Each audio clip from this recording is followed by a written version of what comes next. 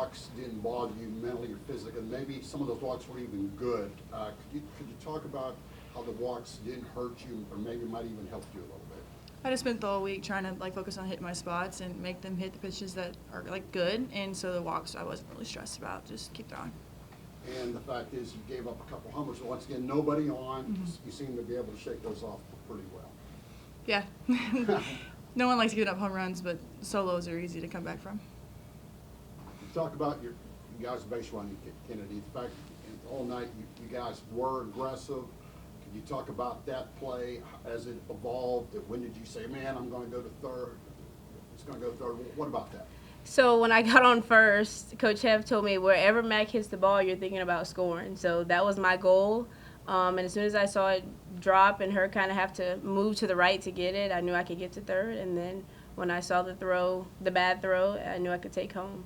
Yeah, talk about that slide. I know we're not athletes, so just can you talk about that split second or whatever you changed? I mean, it didn't even tag you because I know the coach went out and asked the catcher, did you tag her? And she said no. Yeah, I mean, I knew she was going to be on the inside of the baseline, so I knew I had to go outside and I had to do, that for my team and do my best to score that run.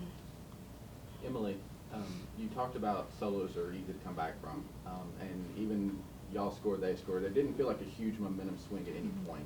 What's that like for a pitcher? Like, you give up the solo, you say it's easy to come back from, but what does that actually look like coming back from and keeping that momentum from swinging? Basically just keep rolling. Nothing really got out of hand for both teams, and I knew that my team would come through in the end. I just kept throwing. Emily is kind of the leader, the All-American, whatever.